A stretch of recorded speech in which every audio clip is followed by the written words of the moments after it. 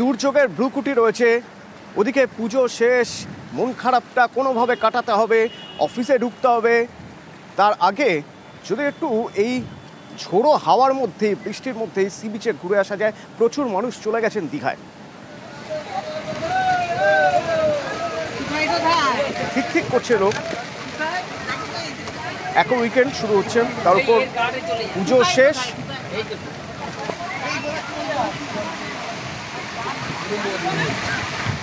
পঙ্কজ আছে আমার সঙ্গে। পঙ্কজ, কোনো রকম কোনো সতর্কতা, প্রশাসন কোনো মাইকিং করছে, সতর্কবার্তা কোনো দিচ্ছে? কারণ ভারী বৃষ্টির একটা আশঙ্কা থেকে যাচ্ছে, সঙ্গে ঝোড়ো হাওয়ার আশঙ্কা থাকছে, তাতে এত মানুষ চলে গেছেন সি বিচে।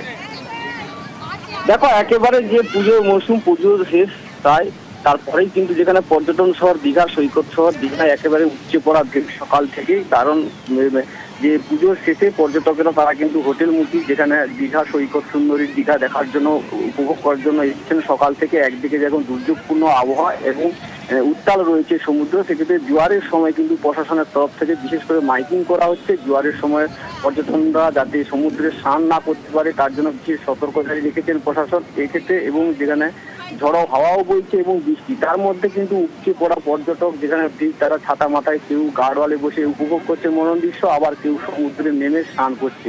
সেক্ষেত্রে প্রশাসনের পক্ষ থেকে বাড়তি নজরদারি রেখেছেন। বিশেষ করে সমুদ্র ঘাটগুলিতে দুনিয়ারা সতর্কতা মাইকিং প্রচার করছেন এবং তারা নজরদারিও রেখেছেন যাতে কোনো অপ্রীতিকর ঘটনা না ঘটে। সেক্ষেত্রে দীঘা, মন্দারমণি, তাজপুর জুড়ে কিন্তু পর্যটকের ঢল একেবারে নেমেছে এবং হোটেলের ব্যবসায়ীরা তাদের মুখেও হাসি ফুটেছে। কারণ পুজোর মৌসুমে কিন্তু পর্যটক যেখানে শূন্য ছিল সৈকত শহর দীঘায়, পুজোর শেষের মুহূর্তে একাদশী, আজকে একাদশীতে কিন্তু পর্যটকের ভিড় যথেষ্টই রয়েছে এবং উপচে পড়া ভিড় সেই পর্যটকদের মনোরম দৃশ্য দেখছে সমুদ্র সৈকত।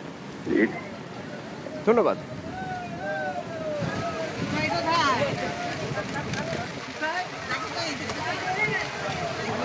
এর গাড়ি চলে